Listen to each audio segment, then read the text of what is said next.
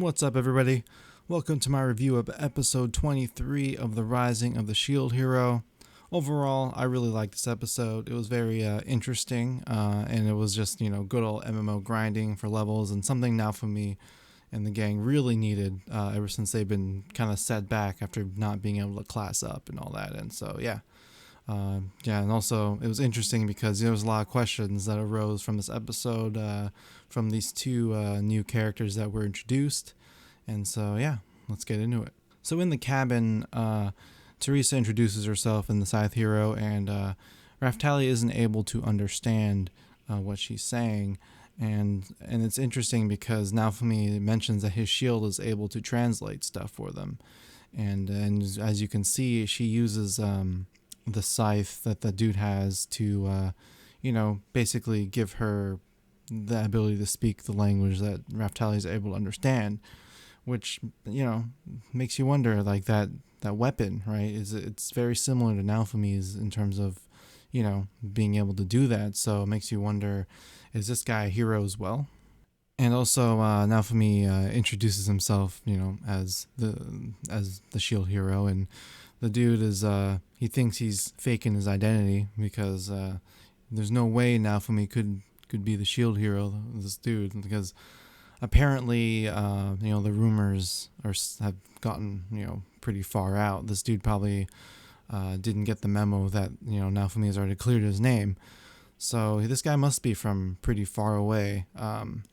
Naofumi just only recently cleared his name, so I don't expect the news to travel that far. But it makes you wonder, right? They're going off to another place, and so they may not, have the same information, and so Naofumi may still be treated a certain way, based on this. And this dude, he's good at reading people, so he knows that Naofumi isn't a bad guy. But it makes you wonder, right? Like how he doesn't know. So he really must be from far away, and I wonder how he'll react when he really finds out Naofumi is the shield hero. And so they meet the other heroes up on the deck. They wanted Naofumi and them to basically motivate the troops or the sailors, whatever. And it turns out the three are just super, seasick. And Naofumi doesn't even get the chance to explain to them about the believing the abilities and being able to unlock them in your weapons, which is a huge deal. And these guys just were interrupting him, and it was kind of frustrating. But maybe eventually he'll be able to explain it to them, but they kind of made it a point that he hasn't been able to do it yet. And Teresa has, an interesting stone that she wants Naofumi to craft for him.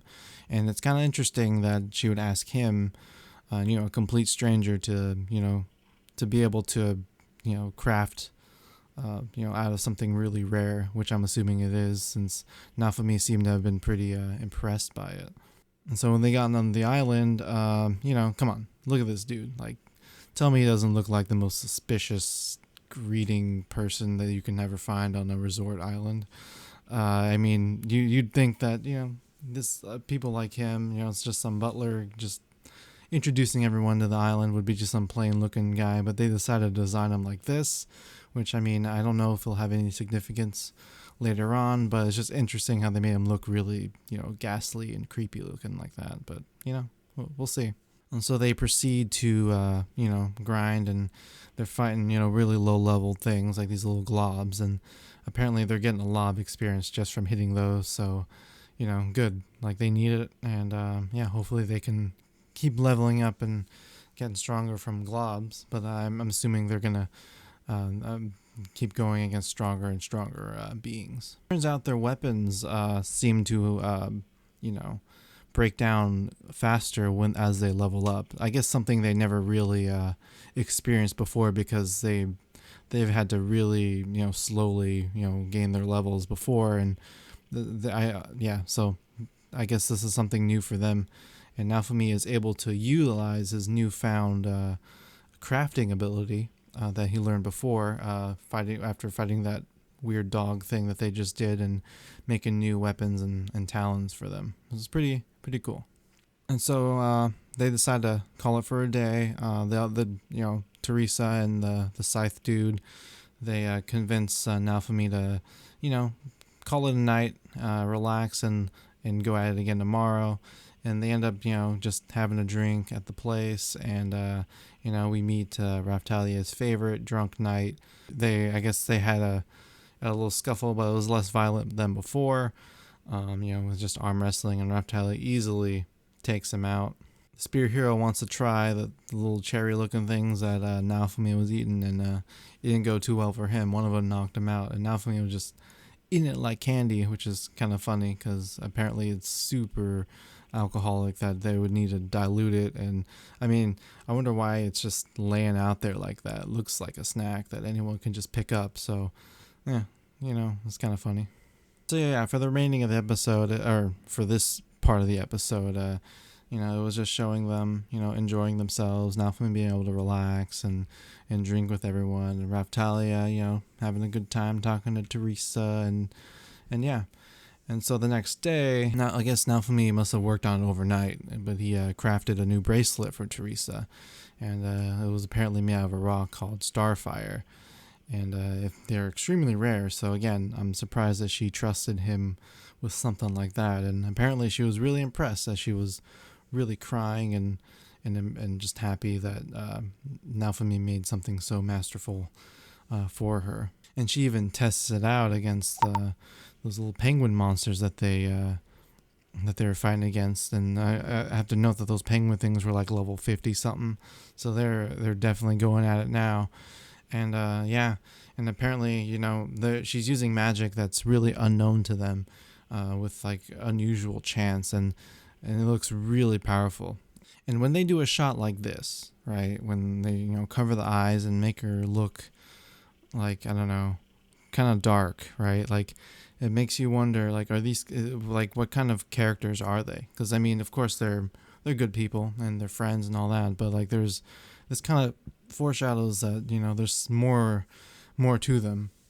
And who knows, like it may not exactly be in the way we expect.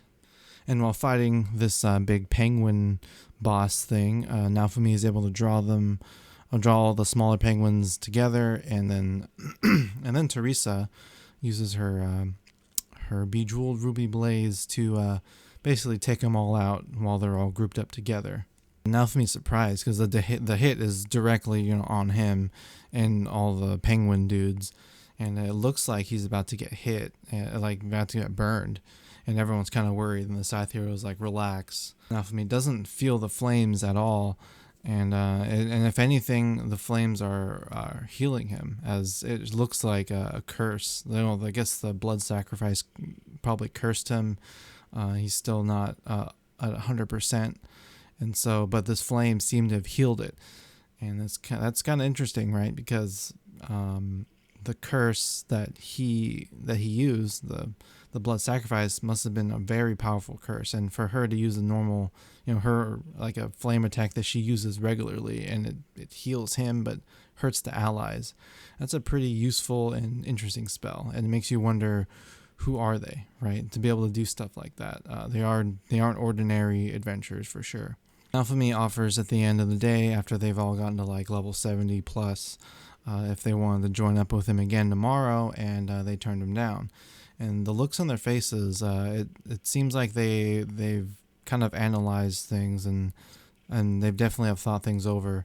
And I don't know what they're thinking, but it just seems kind of suspenseful as to what will happen next, because we haven't seen the last of them, and they obviously, since they don't want to party with him again, there's something up, right? They've kind of figured something out, and I guess we'll only see later on.